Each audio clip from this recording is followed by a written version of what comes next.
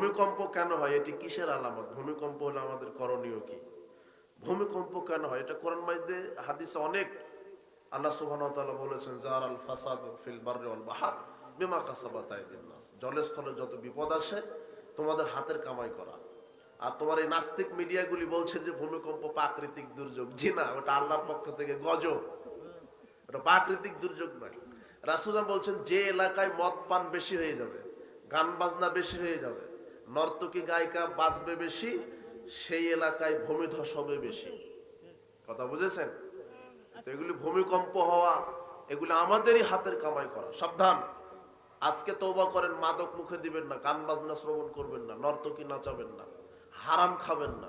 হারামখোর এলাকায়, যেই এলাকায় সুদ ঘুষ দুর্নীতি বেশি, মাদক বেশি, জেনা ব্যভিচার বেশি, আপনার নর্তকী গায়িকা বেশি, রাসূল বলছেন লায়াকুনান্না ফি হাযিল উম্মতি খাসফুন ওয়া কাযফুন ওয়া মাশখুন, আমার উম্মতের উপরে ভূমিধস হবে, মানুষের আকার আকৃতি বিকৃত করে দিবে আল্লাহ, অন্য জাতির উপর থেকে জুলুম চলে আসবে।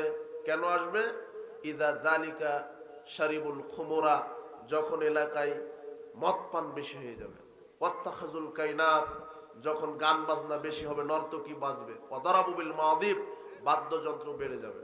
বিবাহের অনুষ্ঠানে গান বাজে কেন? অমুক দিবস এই দিবস, আপনি তো বাজান।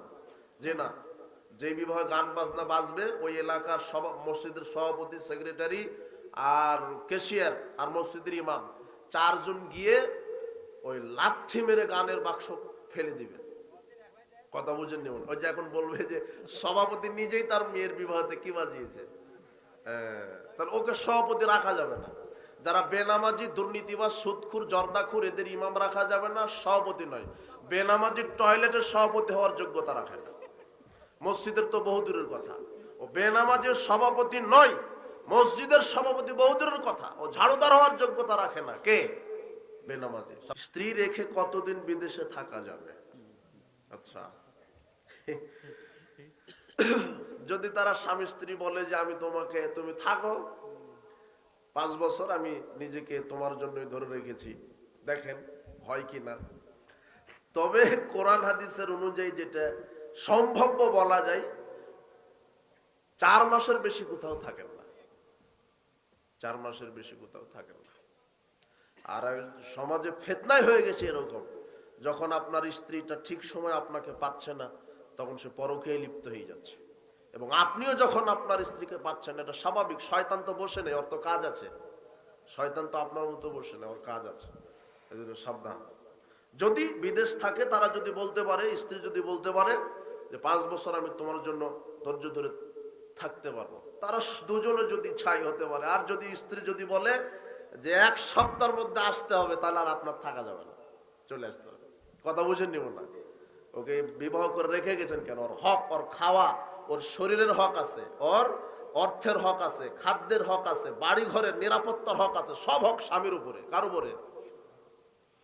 সাবধান। স্বপ্নদোষ হয়েছে, এই অবস্থায় কোরআন তেলাওয়াত করা যাবে কি? না, পবিত্র হয়ে করবেন, পবিত্র হয়ে করবেন।